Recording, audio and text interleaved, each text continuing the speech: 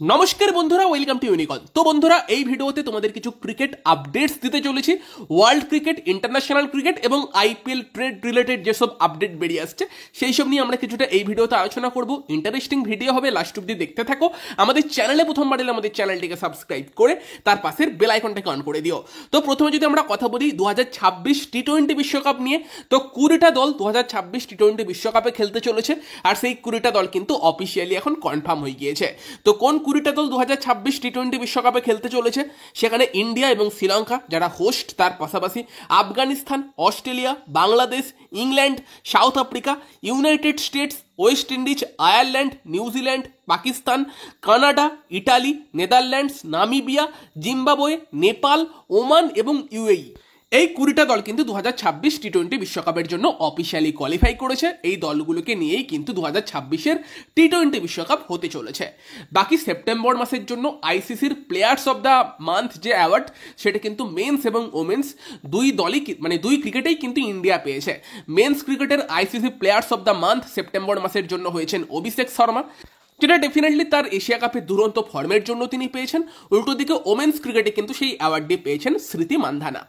বাকি যদি আমরা কথা বলি বিরাট কোহলিকে নিয়ে, তো বিরাট কোহলি, রোহিত শর্মা তারা কিন্তু অলরেডি প্র্যাকটিস শুরু করে দিয়েছে অস্ট্রেলিয়াতে পৌঁছে। এবং আজকে সকালে বিরাট কোহলি একটা টুইটারে পোস্ট করে, যেটা দেখে তো মানে সবাই পাগল হয়ে গিয়েছিল যে এটা কি লিখে দিল বিরাট কোহলি। লোকজন কেন বিরাট কোহলি ওটা পোস্ট করলো সেই নিয়ে 20 মিনিট 25 মিনিটের ভিডিও বানাচ্ছে, কেউ গৌতম গম্ভীরকে খিস্তি মারছে।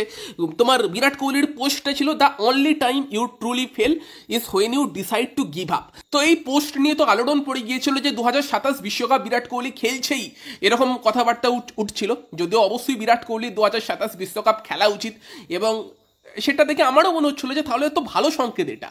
কিন্তু তার পাশাপাশি এটা আন্দাজ করছিলাম যে 90% চান্স এটা কোনো অ্যাড হবে, কারণ বিরাট কোহলি এইসব টুইটারে পোস্ট করা থেকে অনেক দূরে চলে গিয়েছে, আধ্যাত্মিক হয়ে গিয়েছে। এইসব পিয়ারবাজি আর করে না এখন। দেখলাম সেটাই বেরোলো 2 ঘন্টা বাদে, বিরাট কোহলির যে ব্র্যান্ড আছে সেই ব্র্যান্ডের অ্যাড হিসেবে সেটা উঠে এলো। যারা অত আনন্দ করছিল, করলো, সবাই হতাশ। আর এটাই হচ্ছে ইন্ডিয়ান ক্রিকেটের বর্তমান সিচুয়েশন। এত লকডাউন ফ্যান, ওই একটা পোস্ট দেখে কেউ গম্ভীরকে নিয়ে কত কিছু বানিয়ে ফেললো, যে গম্ভীর খেলতে দিতে চায় না কিন্তু বিরাট কোহলি হাল ছাড়বে না।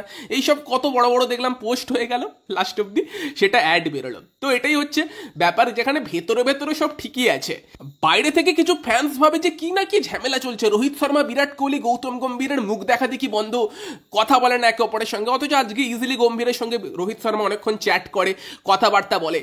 শুভমান গিলের সঙ্গে বিরাট কোহলিকে টাইম স্পেন্ড করতে দেখা যায়, জয়সওয়ালদেরকেও খুব চিল মোডে দেখা যায়। তো সব মিলে কিন্তু একটা ভালো পরিবেশ ভারতীয় টিমের মধ্যে দেখা যাচ্ছে।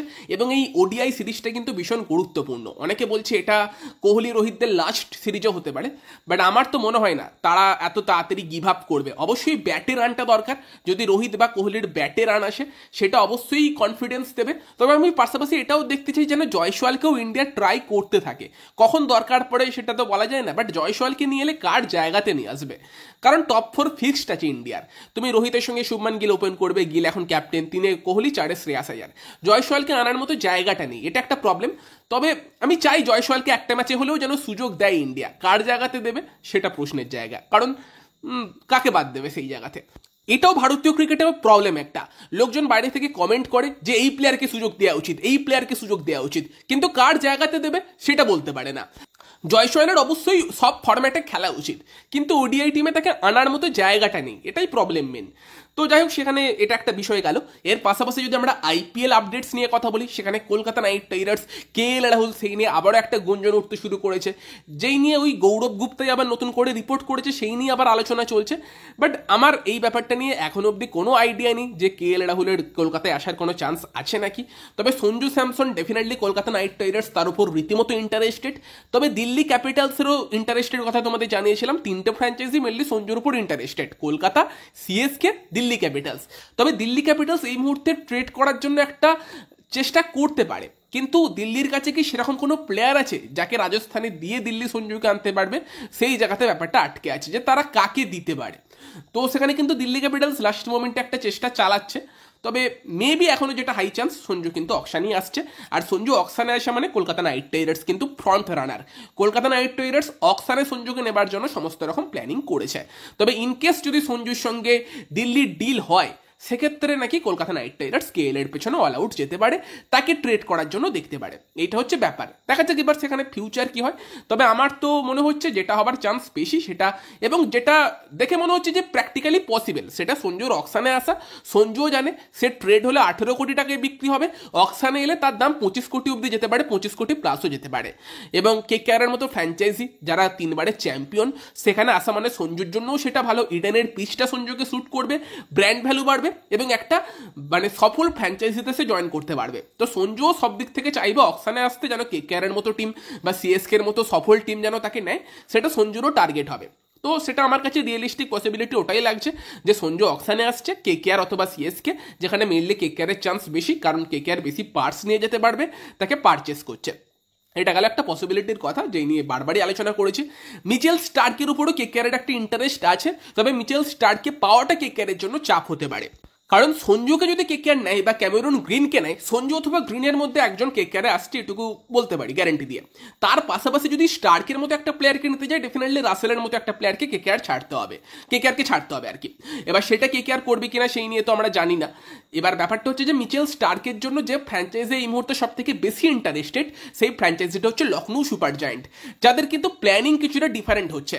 গত বছর লখনৌ 4টে ফরেন প্লেয়ার 4টেই কিন্তু ব্যাটিংয়ে ইউজ করছিল, তবে তাদের বোলিং স্ট্রাগল করছিল। এবং যেরকমটা তোমাদের আগে জানিয়েছি, লখনৌ মিলারকে ছাড়ছে, মায়াঙ্ক যাদবকে ছাড়ছে, আকাশদীপকে ছাড়ছে। যেই 3টে প্লেয়ারকে ছেড়েই লখনৌ অলমোস্ট তোমার প্রায় 25 কোটির উপরে একটা অ্যামাউন্ট কিন্তু খালি করে ফেলছে। এবং সেই জায়গাতে লখনৌয়ের টার্গেটটা এটাই যে তারা কিন্তু ব্যাটিংয়ে Nicholas Pooran, Mitchell Mars, Eden Markram, সেই 3 বিদেশিকে ইউজ করবে। এবং তার পাশাপাশি ঋষভ পন্ত আছে, বাকি কিন্তু ইন্ডিয়ান ফিনিশার ইউজ করে তারা কিন্তু বোলিংয়ে যেখানে তারা স্ট্রাগল করছিল, সেই জায়গাতে কিন্তু আভেজ খান, মহসিন খানদের পাশাপাশি মিচেল স্টার্কের অপশনটা আনতে চাইছে, যার পাশাপাশি রবি বিষ্ণুই এবং দিগ্ভেশ রাঠি দুটো স্পিন অপশনও থাকছে। সেটা কিন্তু তাদের টার্গেট। এবং আপাতত সঞ্জীব গোয়েঙ্কার ফ্র্যাঞ্চাইজি কিন্তু অকশনে টাকা জমাতে পারে এবং অল আউট কিন্তু মিচেল স্টার্ককে টার্গেট করতে পারে, যেরকমটা গত মরশুম ঋষভ পন্তকে করেছিল।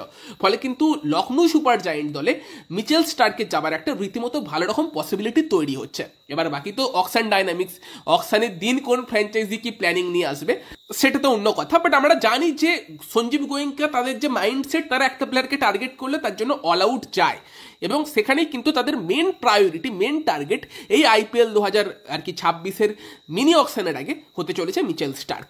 বাকি কলকাতা নাইট রাইডার্সেরও মিচেল স্টার্কের উপর ইন্টারেস্ট আছে, বাট সেই টাকাটা না থাকলে কলকাতা কিন্তু তোমার মোহাম্মদ সামিকেও টার্গেট করতে পারে। মোহাম্মদ সামিরও আইপিএল অকশনে আসার একটা ভালো রকম পসিবিলিটি আছে, এবং কেকেআরের টার্গেট লিস্টে কিন্তু মোহাম্মদ সামিও থাকতে পারে। সেক্ষেত্রে হয়তো কেকেআর একটু অন্যরকমভাবে ব্যাটিংটা সাজাতে পারে, যেখানে হয়তো কেকেআর বেন ডাকেট টাইপের প্লেয়ার বা টিম সাইফার টাইপের প্লেয়ার বেশি বিদেশি ব্যাটসম্যানকে টার্গেট করতে পারে, জেমি স্মিথ অ্যাভেলেবল থাকলে তাকে টার্গেট করতে পারে। সেখানে ডিফারেন্ট কিন্তু অকশন ডাইনামিক্স থাকবে কেকেআরের জন্য। তো সেই বিষয়গুলোই নজর থাকবে। এই আইপিএল অকশনটাও খুব ইন্টারেস্টিং হতে চলেছে। তোমরা কি এক্সপেক্ট করছো কমেন্টে জানিও। ভিডিওটা ভালো লাগলে ভিডিওটাকে লাইক করে দিও, শেয়ার করে দিও। আমাদের চ্যানেলে প্রথমবার এলে আমাদের চ্যানেলটিকে সাবস্ক্রাইব করে তার পাশের বেল আইকনটাকে অন করে দিও। তো চলো গাইস, এই ভিডিওতে এই পর্যন্তই। Bye bye.